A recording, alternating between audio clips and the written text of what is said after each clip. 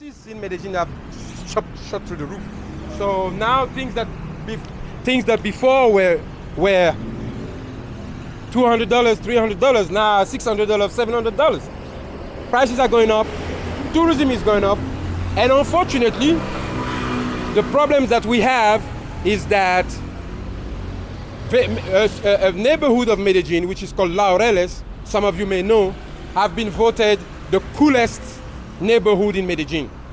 When you have this kind of publicity, what you get is that prices go up. So now the prices in Medellin are shooting to the roof. They've been shooting to the roof for a minute, but now they're shooting right to the roof, especially Laureles. Laureles, because it's been voted, like 2 weeks ago, was voted the #1 coolest city in neighborhood in Medellin. Now the prices is like insane at the moment. Really. Show of pole dance. Oh yeah, aquí también. Ah, okay. Ah. Oh yeah. They have a pole dance.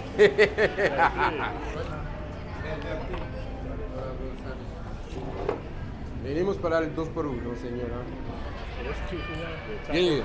Entonces 2x1 es tacos y ¿qué? Y alitas. Alitas. Tacos en alitas. En wings. ¿Cómo se llama este lugar? Find a proper apartment here. You got to understand that there's a few neighborhoods that are like more sought after than others. One of them is Poblado, where we are now. Poblado is like the upscale kind of place. So if you want to live in Poblado, then unfortunately you're going to pay top dollars. Same shit with Laureles. I'm thinking that now Laureles is going to be at the same price as Poblado because of the thing that was said in the newspaper. I think I don't remember which one it was, but they said yes, Laureles is considered the #1 neighborhood in the whole of the coolest neighborhood in the world. Was voted coolest neighborhood in the world. Laureles. Because you can walk there every day. Yes, but then you gotta understand that because of that, first of all, you're gonna have more tourism here, which right now, because of the high tourism here, this is why the prices are going up. And also, now that Laureles was voted the coolest neighborhood in the world, you know the prices are gonna shoot through the roof.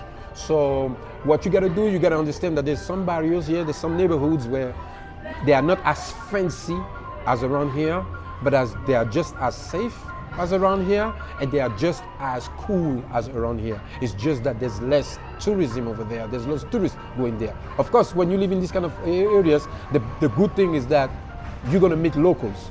You wanna go and stay in places where you meet locals. When you meet locals, then eventually, first of all, you're gonna expand in your Spanish. So living here, you're gonna find so many foreigners that you can possibly speak English all day long. I mean, we were just walking down the street. We met so many people speaking English that at the end of the day, you're gonna mingle with people and then you're gonna speak English. That if you live in the neighborhoods, nobody speaks English. So it's gonna improve your Spanish quite a bit. And then of course, you're gonna live a life like the locals, which is something that is very important. I believe something that is very important. Coming to Colombia to stay with foreigners, I think, for me anyway, it's a waste of time. So this is important that you try to mingle with the locals, you stay with the locals, and in that way you're going to learn much more the language.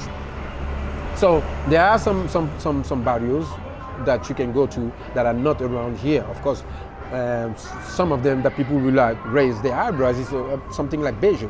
Now Bejo has a bad reputation, but there's a good Bejo and a bad Bejo. There's Robledo, there's Itagüí, there's Envigado. There's a lot of barrios that are actually quite nice. That then you will not pay as much. I think like you could pay half price of what you pay here on a good apartment. So, and of course you got to know how long you're going to stay, because if you have an apartment that is unfurnished, of course it's going to be cheaper than if you have a furnished apartment. Mostly in Colombia, you got to understand that there's two different ways of renting an apartment. If you rent an apartment that is fully furnished, then they're going to tell you to pay a 1-month deposit, more or less, and then move in. If you rent an unfurnished apartment, then majority of these apartments are for locals. And majority of apartments that are made for locals, then you have to do the rental way, the local way. And meaning that you need a fiador, that somebody who's going to vouch for you, somebody who owns an apartment, who's going to actually sign for you. You're going to have to bring your your salary slips, you gotta bring your bank details, you gotta bring all this shit, tons of paperwork, which sometimes is a pain in the ass. Well, if you rent a furnished apartment that is geared towards tourists, technically you only have to pay a month deposit and you can go in just with your passport. All right, DJ J Brown, that was an epic interview, man. I just want to tell you thanks for coming on. Anything you want to say in closing? No, thank you for having me. And then remember, Colombia is a beautiful country. I mean, South America in general is a beautiful place. Yeah, there's a little bit of safety issues, but nothing that will stop you from coming here. You just have to make sure that you do things a smart way. You don't come here and act a goddamn fool.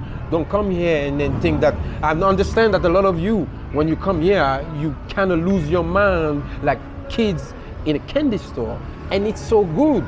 But just make sure that you're doing it the right way, and to make sure that you always have your common sense in check. That's the only thing that you got to do. And apart from that, everything is good. So I'll see you in Colombia whenever you come. Hit me up.